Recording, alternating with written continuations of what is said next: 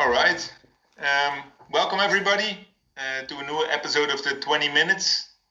Today we have a new guest. A guest with a little longer introduction than last week maybe. Last year he was first year pro, came in with a bang, a lot of victories. Even has a fan club in Belgium at the moment. And a classic named after him. He's tall, strong and blonde. They don't get more Dutch than Cees Bol. Cees Bol, welcome. Good The morning. only thing non-Dutch to you is you don't like cheese, huh? Yeah. But we come back on that later. Yeah. Okay, the concept 20 minutes with Roy. We're going to start 20 minutes. I leave the introduction out. So we start now. Kees, how are you doing in this Corona time? Yeah. Okay. Especially given the circumstances. Yeah. Everyone is healthy, including me, around me. So that's the most important thing. But yeah, of course we cannot race. So that's a bit disappointing sometimes. That's a bummer. Training is going well, and the weather is nice now. So yeah. All in all, it's also not too bad for me as long as we're healthy. No, but it must be a strange feeling when I think you had the feeling that you were on top of things in the start of the season with a stage win in Algarve. You directly showed that you were in business again and you were ready for more in the months of March and April. And then all of a sudden that stopped. How was that for you mentally? Yeah, a bit surreal in the beginning. Also because I did Paris-Nice, and there we really, that was basically the last sporting event in the world. What was going on almost, and then all of a sudden nothing was on the planning anymore, and I was just sitting at home, in the good shape, which is useless then. So that was super weird, but later I just took the chance to do some things in training that you normally don't do because you always go from race to race. So yeah, we also try to find the positives, and we have some more time to work specifically on some things again. Mm-hmm. Can you share some things that you are working on in this period that you would normally not do? Or is it top secret and you don't want to make the concurrents know what you do? No, it's not it's not rocket science, but it's just now, for example, I have more time to do proper strength training, both on the bike as in the little gym here that I made in the shed. And normally between the races, for me, I always feel too tired to do strength training. And it's hard to do it consistently when you have a lot of races. But now there's plenty of time to do it. Let's see what that brings, huh? Mm-hmm. Was it hard to stay motivated when you look back? Sometimes on the bad days, then it was hard to. Normally, I would say already 9 out of 10 times I'm anyway motivated to go and train because I like riding the bike, and often I go out with my mates. And now it wasn't so easy or normal anymore to go out with training mates, maybe only with one. And then also if you have a bad day, normally the way I motivate myself is always think about the next race or the next goal. But now when I tried to do that, it was so far away that that it didn't really work anymore. But then again, it's also so far away that I think we don't need to push too hard mentally already. As long as it's still 9 out of 10 times it comes easy, then it's fine for me. That's already a good situation in my opinion. Mm-hmm. And did you do non-cycling related different things than you would normally have done in the period? Yeah, a little bit. I actually moved into a new house in January. Yeah. And now I had time to make all sorts of things to make the house nicer. So that's pretty cool. I made a nice lounge set for in the garden, and some shelves inspired by our mechanic actually, Maarten. Oh yeah. Yeah, he had it on Instagram with old Conti tires to make a new shelf on the wall. Oh, cool. Yeah, it was quite a nice project. But I have to say, to be honest, I had some friends of me that are more handy than me to help me. Are you just from the ideas and then your friends are working it out? Yeah, they do the difficult part and then I help them. As long as you make sure that when you join the market with it, that you also have a fair share. Huh? Yeah, I know, but I think it's nothing that's not on the market already, unfortunately. Only cheaper when you make it yourself. Yeah, true. And more fun. That's true. How is it in Alkmaar now? Was a big difference to where you formerly were living in Zaanstad? Yeah, not really. The region is the same to train, but the city is more nice, I would say. And also for me, it's a bit of a step because before I was living with my parents, and now I'm living together with my girlfriend, which is actually really nice, of course. But yeah, that's a little bit that's the biggest difference, I would say, to where I lived before. And the city is just more nice. Only it's closed now, so that's that's a bit of a bummer. Yeah. But that will open up, and that will open up. Yeah, for sure. Yeah, what we already said before, you even have a classic named after you. I think that the Cees Bol Classic is even older than a year. It was longer already there than you are professional. Yeah. Can you tell us something about it? What is it actually? Yeah, it's not a race. It's only a route actually, and yeah, it's a part of North Holland, our province, where we train a lot with the training group. But yeah, it's really a part where we never came because there's so many stopping lights and shit roads.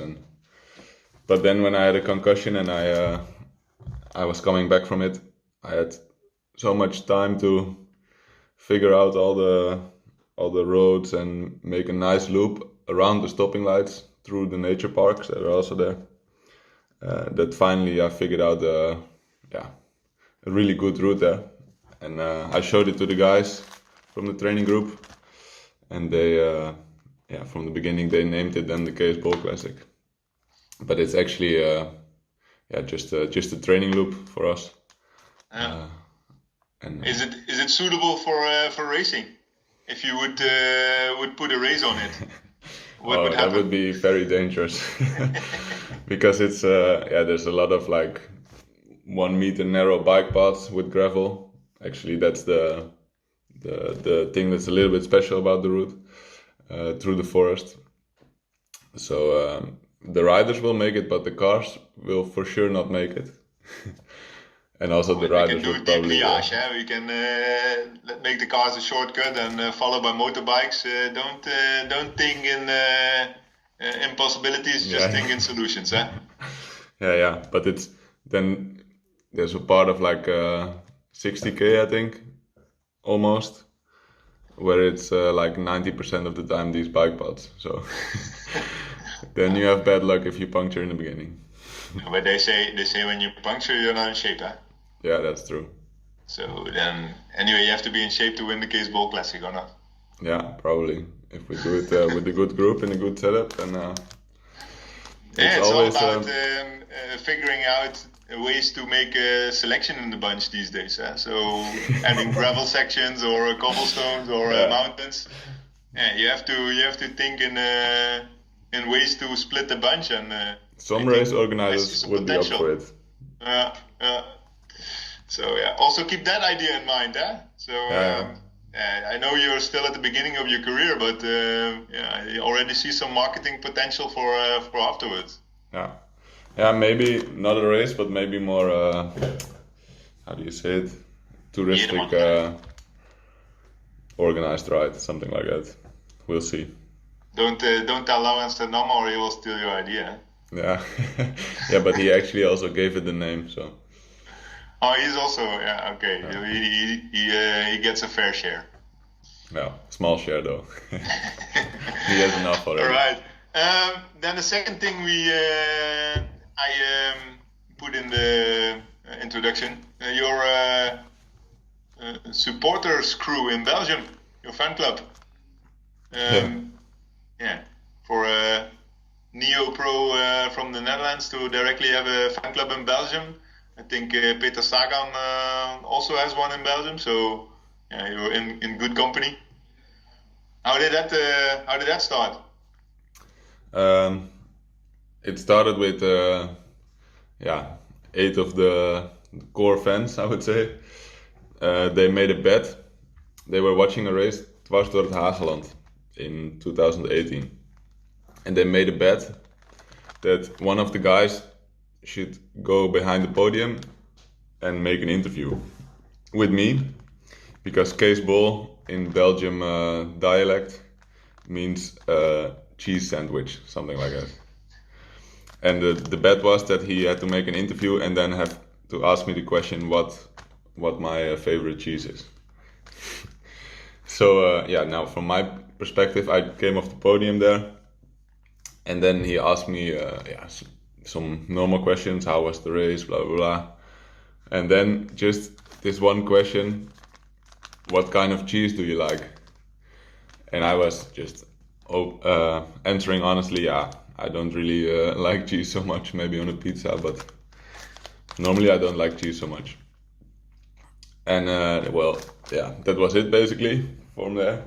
They thought it was super funny, and then later when the news came out that I was turning professional at Sunweb, that off season in October, I think, he sent me a message that in their local pub they made the Cees Bol fan club. And then I was like, yeah, okay, whatever, have fun. And then they came to watch some races. Noker was maybe even the first race they watched. And they put quite some money in at the bookmakers. And then I won, which was a surprise for the bookmakers, because then they lost a lot of money to the guys from the fan club. To the fan club. So yeah, it's nice how it all went, and it grows quite quickly. Also at the national championships, they came with the whole touring car, and they had some VIP areas at the finish. So it's they're really good at organizing funny things, I have to say. Yeah. Right. How many members already? I don't know, to be honest, but I was there in October or November at the pub to meet all of them, and I think then there was like 100 or something, but I don't know now. Pretty big, huh? Yeah, but also they are just they also find the reason to sit in the bar and drink beer. And yeah, that's if that reason is you, that's a good reason, though. Every week they have meeting. I take it serious. Can also Dutch people join? If you're interested. Yeah, I think so. I think there's a Facebook page, and then you can contact them, and then you can join. You can even buy a T-shirt or a cap. If you're interested in having a Belgian beer every week, then join the Cees Bol fan club. Huh? Yeah, but now it's not so easy to go to Belgium for a beer. Huh? No, that's true. That's hard. But maybe they also do online things. Huh? Yeah. Video meetings. You have to buy the beer at the local shop, and then you can drink with the guys. Yeah. That's for later. Last week we had Michael Matthews in the 20 minutes, and a question I asked him is a question for you. So he was curious what would be the biggest achievement you aim for during your career. So what would you like to have achieved once you are retired like me? I saw that episode actually, so I had some time to think about it. And actually, there's a few things. The biggest dream for me in cycling or racing is Roubaix, and then to hopefully win it. So yeah, I hope I can fight for that dream at least till the end of the career. But also actually just to have quite a long career, I think it would be nice to ride around in 10 or 12 years from now, like you did actually, Roy. All the races that you can say, oh yeah, but 11 years ago we had echelons here. Just to carry all the experience you have from all the years with you and being able to race like that, I think it's super cool. But then you have some. If you look to Matthew Heyman, for example, he won Roubaix at age 38. So yeah, that's the perfect combination. You have some time, huh? Yeah. And how do you look to yourself at the moment? Actually, you look to yourself as a fast classic kind of guy, or more as a sprinter? Yeah, both. It's hard for me because I really like the classics, so I like to think that I'm a classic guy also. But at the moment, I'm if you look to the results for sure, then I'm more a sprinter than a classics guy. But yeah, also the sprints where I won, at least half of them are after a hard race. Yeah, but you see also often like guys like Tom Bonen and later on Degenkolb, Christoph, those guys who are also quick. Beginning of their career, you see them win bunch sprints, and during the time they evolve into also winning classics. So it's something that can go hand in hand, in my opinion. Huh? Yeah, for sure. And also at the moment in training, I don't have to choose yet because I'm still improving at both actually. So it's not that I have to sacrifice my sprint at the moment to be better at the classics. So there's no reason to choose now, and it's going well. So I'll keep sprinting for sure. Yeah, maybe to underline the passion Cees has for the classics already. I think last year you did as a first year pro. You started in Tour Down Under. Yeah. So you missed the first month in Europe. So you had after that you had a little bit of time to train and to also prepare for the classics. Mm-hmm. I remember you booking an Airbnb in Oudenaarde, was it? Yeah. And riding all the parcourses on your own initiative. I also joined one day where we rode Tour of Flanders with Wind Power 6, I think. Yeah, that was actually the best day of the weekend, weather-wise. Yeah, but I think that shows that you really have that passion for it. Where did that come from, actually?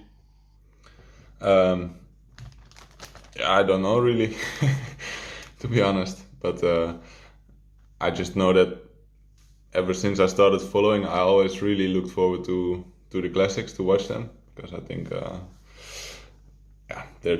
they're just the most spectacular races to watch. And also, of course, when I started racing more, and like you said in the beginning, I'm not the smallest guy, so I knew already that climbing would never be an option. Mm-hmm. So I think you also always have more passion for what you think or dream you can maybe achieve one day. So then for me it was also already pretty clear in what direction I had to look. But now you're still doubting, eh? Classics or sprinting, so it's not so easy, man. I'm sure that it's not climbing or not semi-climbing or nothing like that. And also I think the club where I grew up as a racer, DTS, Nicky is from the same club, Nicky Terpstra.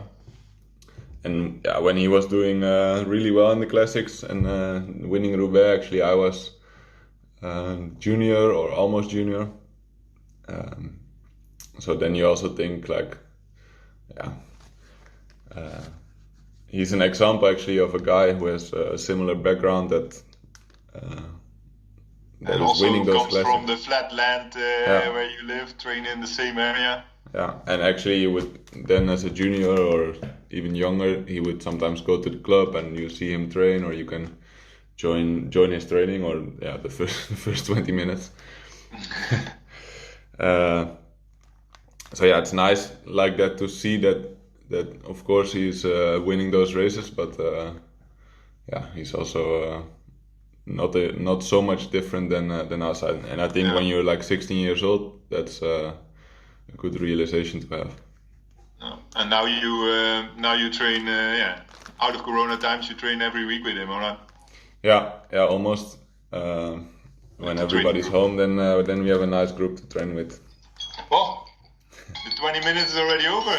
Oei. Don't press stop this time, Roy. Yeah, I stopped the time. Not the video. No, not the video.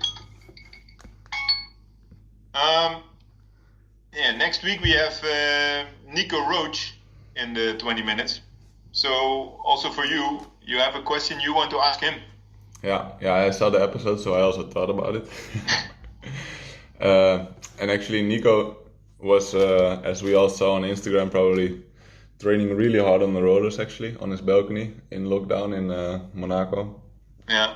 And I'm curious, what was the first ride that he did when he was able to go outside again? What kind of route was it? How long did he go? Did he do crazy efforts or full gas or?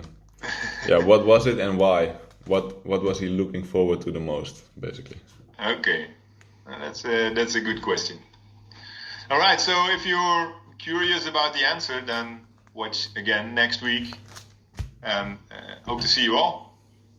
Thanks for your time, Cees. Thanks, Roy. Good to see you.